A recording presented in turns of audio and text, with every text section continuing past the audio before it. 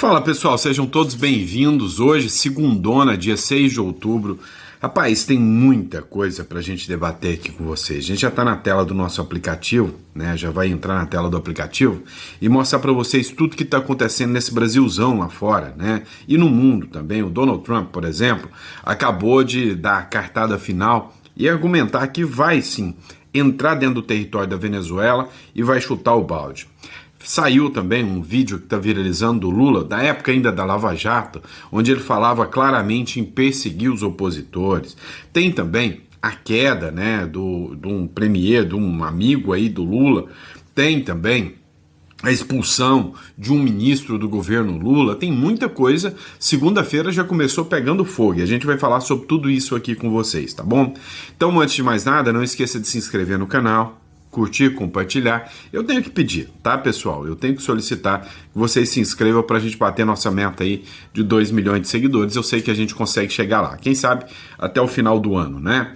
Mas também, vamos lá, eu peço a vocês que, caso vocês busquem, né, um plano de... sabe, um plano B em relação ao Brasil, onde ter o seu dinheiro seguro, clica aqui na descrição, procure saber um pouco mais sobre o Uruguai, tá? Nossa empresa Imigra Mais tá aqui à disposição para ajudar vocês, tá bom? Mas sem maiores delongas, não tô aqui para te enrolar, vamos logo para matéria. Ó, a gente já tá aqui na tela do nosso aplicativo. Muita gente tá perguntando que aplicativo é esse, tá? Esse aplicativo aqui é o aplicativo Editorial Central, foi a gente mesmo que criou, tá? Então é para o nosso canal por enquanto, mas logo logo a gente vai deixar disponível para vocês. Então todas as matérias, tudo que rola aqui, que a gente estuda, a gente deixa aqui para poder trazer o conteúdo aqui para vocês, combinado? Vamos começar? Então vamos lá, vem comigo, vamos começar com essa matéria aqui, ó, do Quebrando Falácias. Urgente, né? O presidente Donald Trump anunciou planos para bombardear a Venezuela, afirmando que os ataques terão como alvo cartéis de drogas que operam dentro do país. E sim, pessoal, essa ação do Trump agora, ela passa a abordar, né, os cartéis dentro da Venezuela. Até agora, todos os ataques, né, foram feitos via mar, né? Ou seja, foram embarcações que tentavam transportar drogas para a Venezuela e foram da Venezuela para os Estados Unidos e foram abatidos. O presidente dos Estados Unidos, Trump, anuncia plano para bombardear a Venezuela, dizendo que os ataques terão como alvo traficantes de drogas que operam dentro do país, tá? Além disso, o presidente Trump anunciou que a Marinha dos Estados Unidos explodiu outro barco que carregava drogas no Caribe ontem. Somos muito bons nisso. Ou seja, a partir de então, o Trump, né, traz agora esse discurso de que vai estar mirando, né, vai estar focando, né, nesses grupos dentro do território venezuelano. Ou seja, ele não vai brincar mais, ele já vai direto, né, para a ação, né, dentro do território venezuelano. O Trump deu essa publicação, essa fala dele durante... Pois é, essa matéria foi noticiada pelo CNN Brasil aqui, ó. Após novo ataque, Trump avalia nova fase da Operação Caribe. Trump diz que, abre aspas, não há mais barcos após ataques perto da Venezuela. Ou seja, o Donald Trump já deixou muito claro. O Trump diz que a próxima ofensiva no Caribe vai migrar o tráfico terrestre de drogas. E o tráfico terrestre acontece dentro do território venezuelano. Após o ataque dos Estados Unidos em embarcações perto da Venezuela, o chanceler russo Sergei Lavrov expressou total apoio e solidariedade a Caracas, mas nada mais além do que isso, tá? Então não tem nenhuma ajuda militar, nada nesse sentido.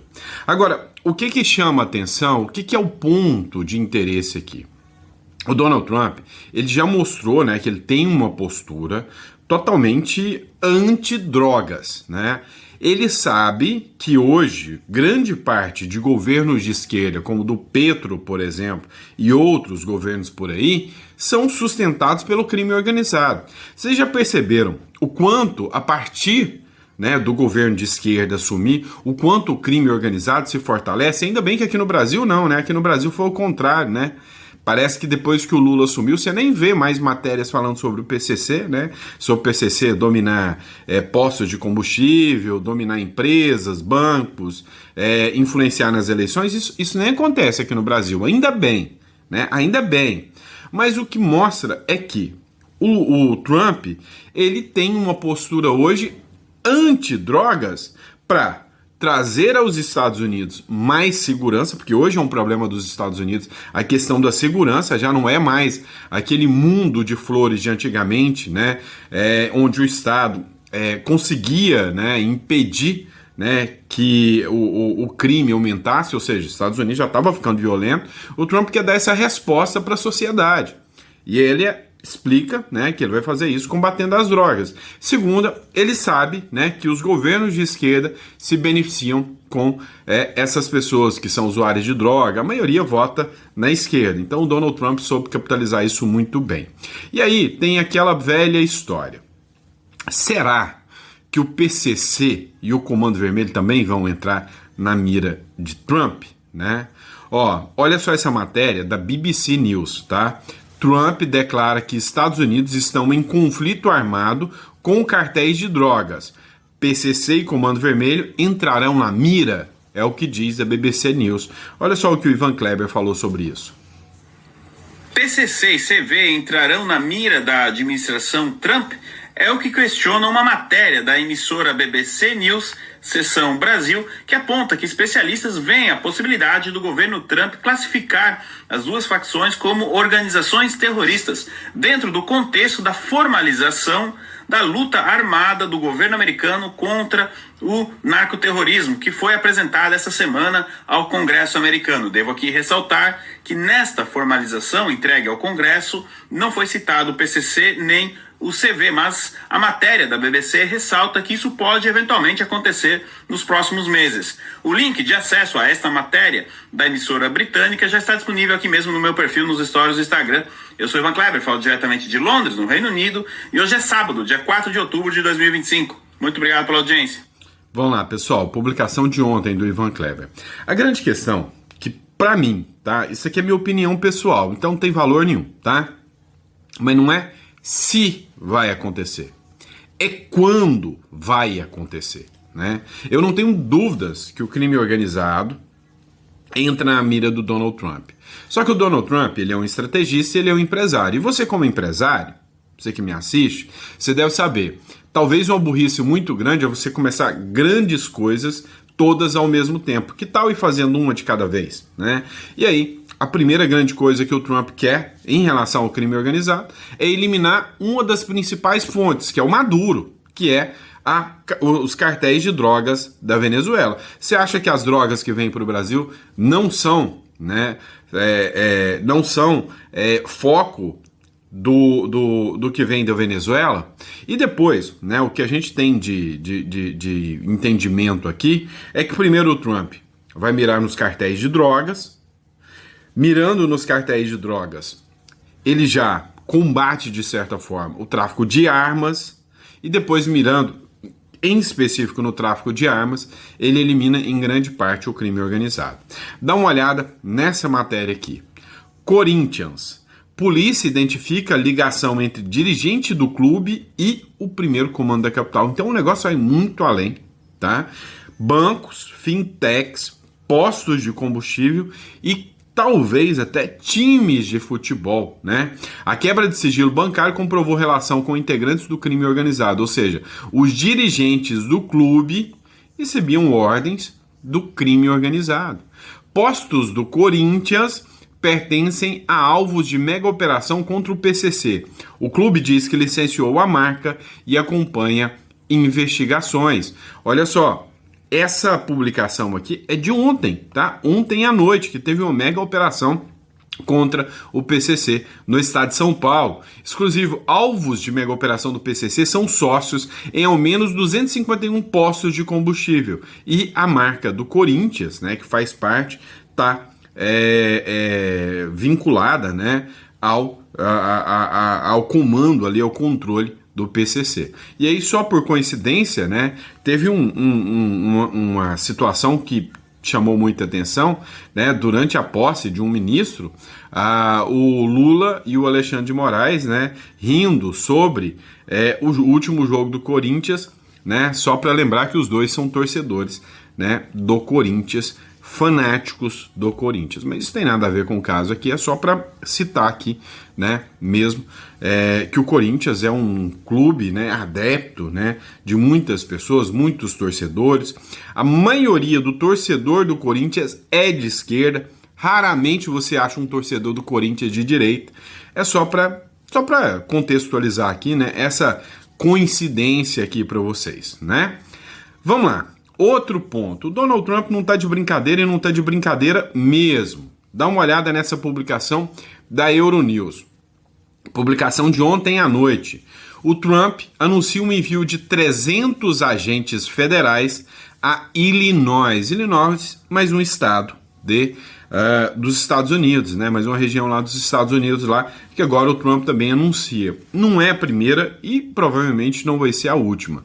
O Donald Trump está buscando para si a discussão sobre o combate ao crime organizado, o combate à imigração ilegal, que ele tem na imigração ilegal grande parte, né, do aumento da criminalidade nos Estados Unidos. Agora você para pensar comigo, tá?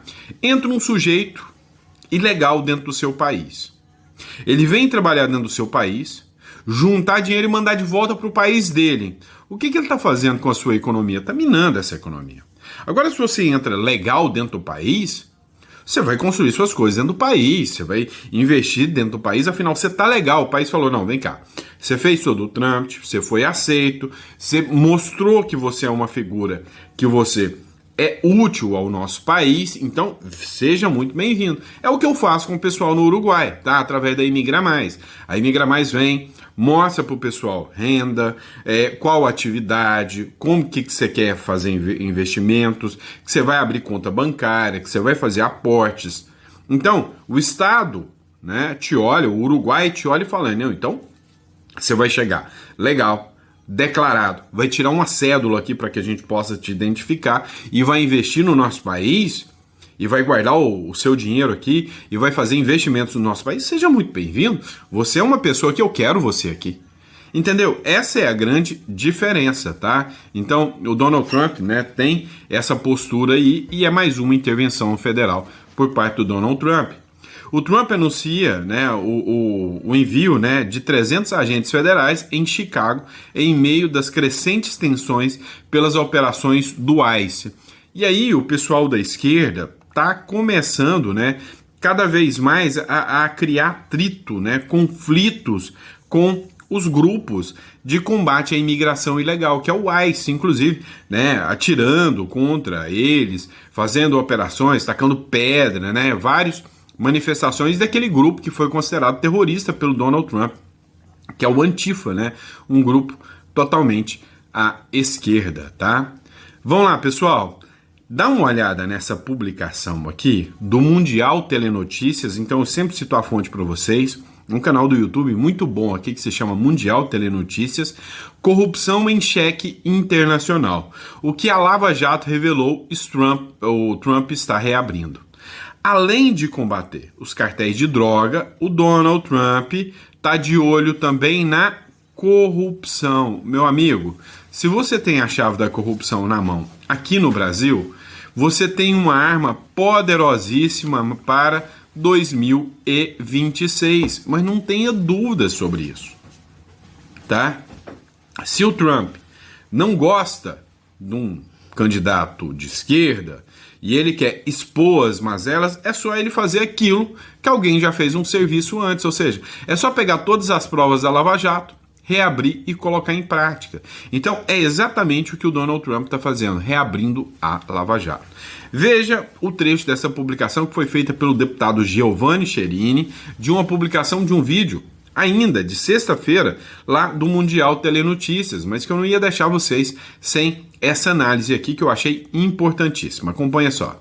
O movimento do governo Trump de reabrir os arquivos dos acordos de leniência firmados pela Odebrecht e pela Embraer com o Departamento de Justiça dos Estados Unidos não é apenas uma questão jurídica, é um terremoto político que volta a assombrar o governo Lula. A Odebrecht foi o coração de um dos maiores esquemas de corrupção já revelados na América Latina, alimentando campanhas eleitorais, comprando parlamentares e sustentando a máquina petista por anos. Agora, com a iniciativa de Edward Martin, procurador assistente do Departamento de Justiça, de revisar cláusulas e cobrar explicações sobre possíveis omissões, o Planalto vê o risco de que verdades incômodas voltem à tona em escala internacional, sem a proteção das instituições brasileiras de costume.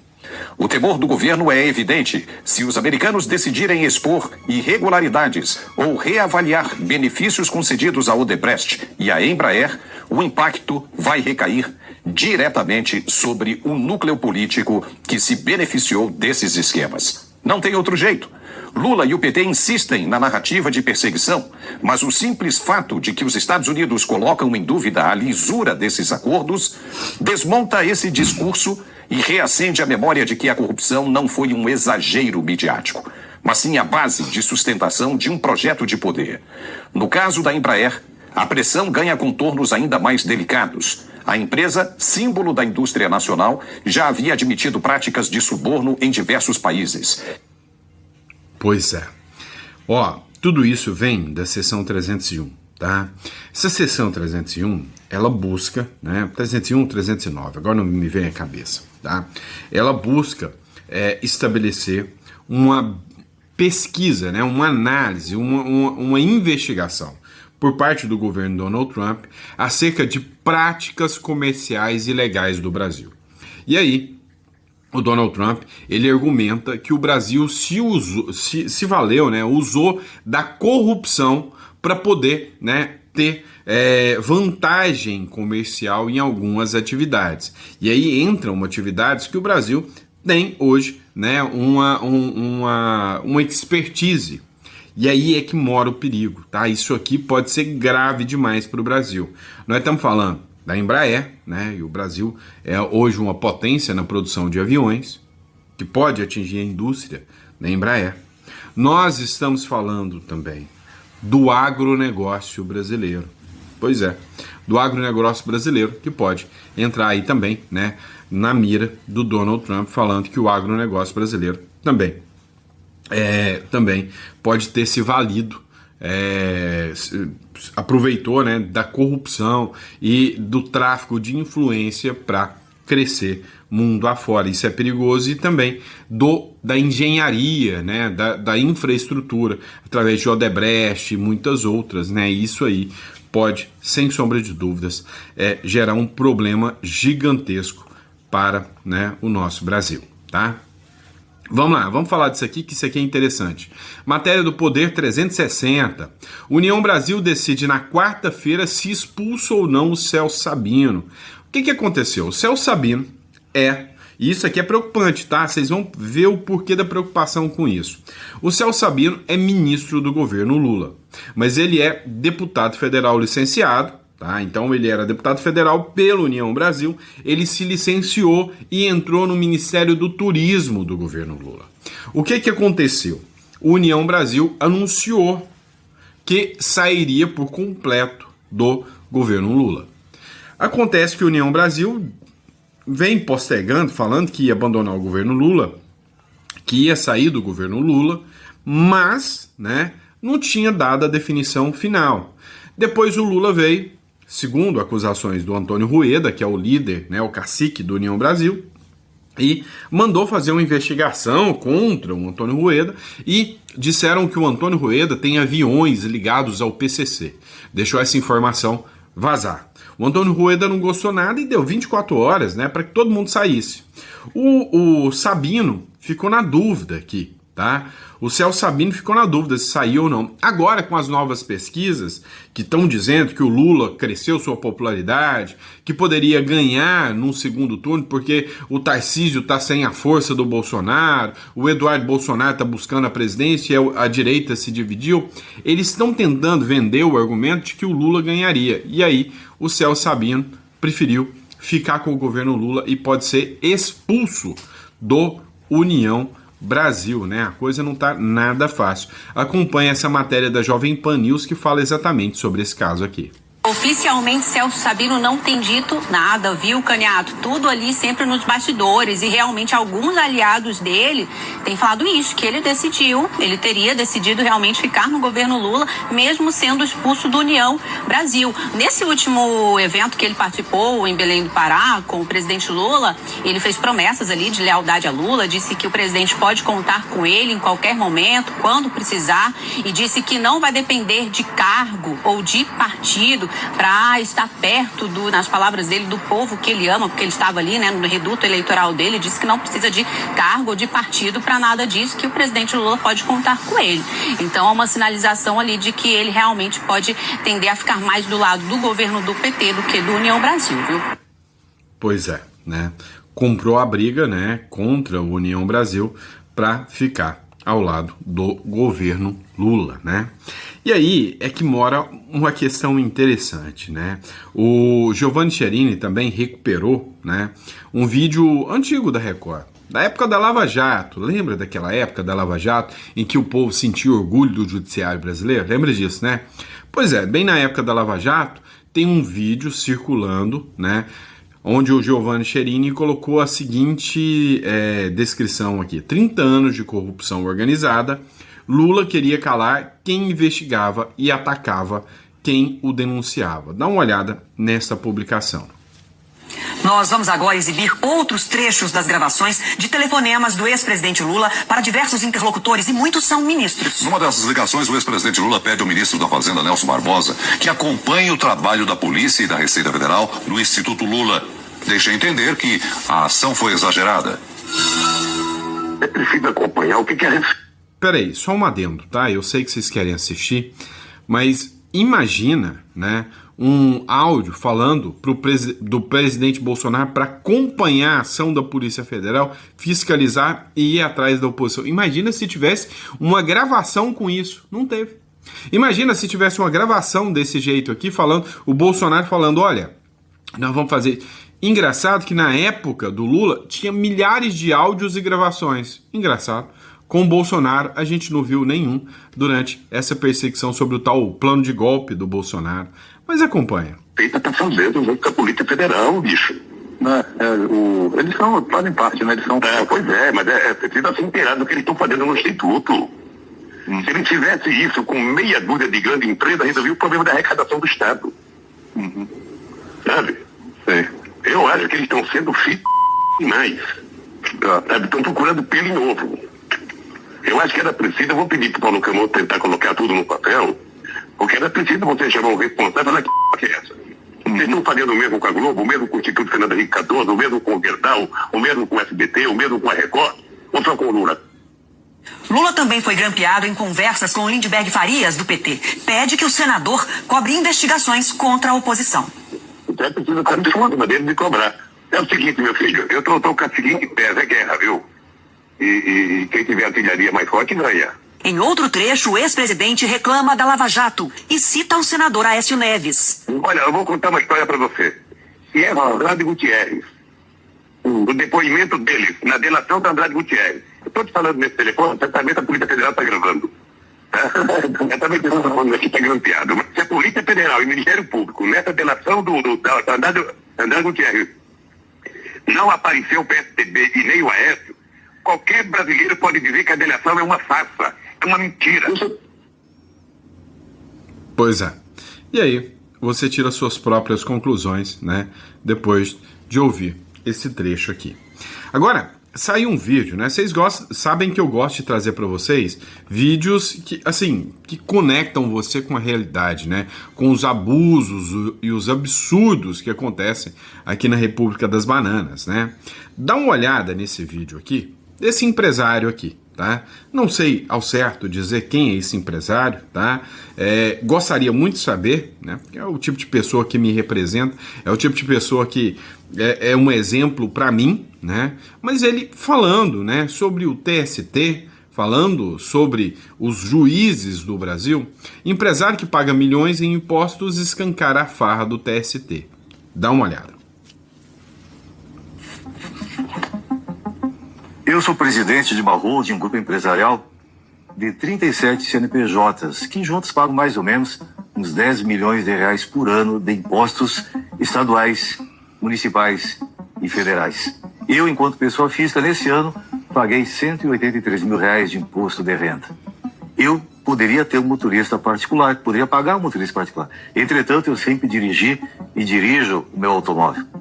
Eu poderia ter uma Ferrari, poderia ter uma Lamborghini, sem qualquer exibição. Entretanto, o meu carro é um Volvo XC60, ano 2023, que vale mais ou menos uns 280, talvez 300 mil reais. Os ministros do TST, Tribunal Superior do Trabalho, o Tribunal da Cidadania, o Tribunal Social, têm motorista pago por você, contribuinte. Não bastasse isso, agora o TST, que tem 27 ministros, comprou 30 automóveis de luxo, 27 e mais 3 de reserva, talvez, se algum deles quebrar, ficar alguns dias na oficina, pelo valor de 345 mil reais cada automóvel. Gastou 10 milhões 390 mil reais, dinheiro seu, contribuinte. Mas não é apenas essa mordomia. Eu não sei quantas vezes por ano, por semana, por mês, os ministros do TST viajam. O TST alugou uma sala VIP no Aeroporto Internacional de Brasília por 2 anos pela bagatela de 1 milhão e 500 mil reais. Isso, você viu direito. 1,5 milhão de reais para 27 ministros de vez em quando frequentarem a sala VIP do Aeroporto Internacional de Brasília. E dizem que todo dia, toda manhã, um malandro e um otário saem de casa. Quando os dois se encontram, vira negócio. No caso, os otários somos nós, eu e você, que pagamos os nossos impostos. Alguém discorda que nós somos um bando de otários, um bando de imbecil, e eles são os espertalhões que pegam a gente, né, e aproveitam em cima do nosso dinheiro, do nosso suor, do nosso trabalho, né? É uma vergonha você ver um sujeito como esse, né, que o governo insiste em tratar como um bandido, como o vilão. O cara paga mais de 10 milhões, né, anual, junto com o CNPJ dele. Agora eu te pergunto, quantas escolas, né, quantos alimentos, quantas lanches e refeições para os alunos das escolas públicas esses 10 milhões desse empresário não dá para pagar? Agora eu te pergunto, ele tem menos mordomia, trabalhando e lutando do suor do seu rosto, do que pessoas que vivem do Estado. É simples assim. Aí dá para você ver a falência moral do nosso Estado, né? ONGs brasileiras receberam 153 milhões em um ano da família Soros.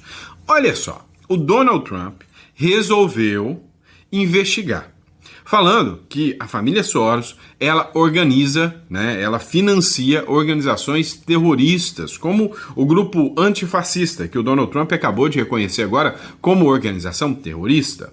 Agora, qual o interesse de famílias tão poderosas como essa família Soros de financiar, né, ONGs aqui no Brasil, se não para promover, né, a identidade esquerdista? O que se ganha com isso, né? O que eles ganham com a promoção dessa identidade esquerdista aqui no Brasil? A Open Society Foundation do bilionário George Soros transferiu 153,2 milhões, né, 28 milhões de dólares para 42 organizações não governamentais brasileiras ao longo de 2024. O valor é ligeiramente inferior aos 155,5 milhões repassados em 2023. Desde 2016, a fundação já destinou cerca de 781 milhões para projetos dentro do país. Dentre as ONGs que mais receberam verbas estão Nossas Cidades, receberam 22 milhões de reais, Fundo Brasil de Direitos Humanos receberam 18 milhões de reais e o Instituto Cultura, Comunicação e Incidência, que receberam 10 milhões de reais. Destacam-se também os repasses a organizações de estados ibero-americanos, que receberam 6,4 milhões de reais, e ao Instituto Nacional para o Desenvolvimento Social e Cultura do Campo, recebeu 5,3 milhões de reais. Será que isso aqui é utilizado em prol do povo brasileiro? Em prol das pessoas necessitadas? Ou isso aqui é utilizado em prol de grupos de esquerda, né, que podem e querem e vão, com toda certeza, se beneficiar politicamente disso? Tem uma fala, e agora eu sei que você vai ficar pistola pistola, mas pistola comigo, vou deixar você bravo, vou deixar a tela cheia, para você ficar muito bravo comigo mesmo. O Olavo de Carvalho dizia o seguinte, que o Bolsonaro errou demais, porque o Bolsonaro, quando ele entrou, ele não tinha que ter preocupado primeiro com a economia. A primeira coisa que ele tinha que ter feito era cumprido a lei, e ele não cumpriu a lei. O Bolsonaro deveria ter observado todos os partidos que são vinculados a instituições e entidades estrangeiras. Todo e qualquer partido que se vincula e recebe grana dessas instituições e dessas entidades, como por exemplo do George Soros ou do Foro de São Paulo, e buscar desde o início a cassação desses partidos, que esse era o maior mal do Brasil. E o Bolsonaro não fez isso, ele quis jogar o jogo dos esquerdistas, dizendo que se ele resolvesse a economia, todo mundo ia reconhecer, abrir os braços para o Bolsonaro e mantê-lo, né, na presidência. Não é bem assim que funciona. É mais fácil você prometer picanha e cervejinha e fazer um monte de matéria contra o seu adversário. Então, a crítica do Olavo de Carvalho é justamente essa, de que o Bolsonaro falhou ao não ir atrás dos partidos, das ONGs e das instituições que recebem tantos milhões de recursos estrangeiros, sem ter uma justificativa de onde, para que e por que esse dinheiro vai. Talvez, se o Bolsonaro tivesse feito isso, tivesse fiscalizado membros da alta cúpula do judiciário, do legislativo, e até do próprio governos passados, que receberam tantos recursos, e tivesse focado 100% em primeiro limpar a sujeira, para depois focar na economia, o negócio tinha ficado melhor. E aí, você concorda com o Olavo de Carvalho e comigo, ou você discorda, acha que não tinha o que fazer, tá? Coloca no comentário só para mim saber. E por fim, mas não menos importante, pessoal, entre em contato com a Imigra Mais, tá? Olha, você tá vendo como que o Brasil tá ficando. Tá passando o tempo, nós já estamos em outubro, dia 6 de outubro. 2026 entra o Drex, entra uma caralhada de impostos que vão ser retidos na fonte, e você vai estar com todo o seu dinheiro aqui no Brasil, todo o seu dinheiro vai estar vinculado única e exclusivamente à jurisdição brasileira e ao judiciário brasileiro. Com o Drex, se eles falarem bloqueia, publicou contra fulano, você vai ser bloqueado.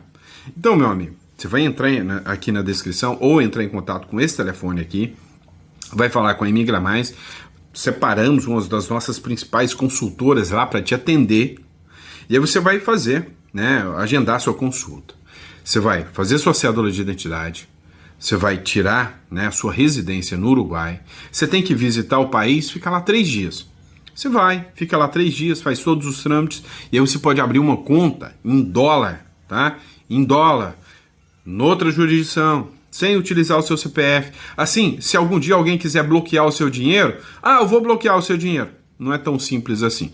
Você só não vai sonegar, você só não vai fazer evasão. Você vai declarar que você tem esse dinheiro em alguma conta, tá? Mas a grande questão é, você vai se proteger, porque você tirou dessa loucura da jurisdição brasileira. Você vai clicar na descrição aqui e entrar em contato com a Imigra Mais, tá bom?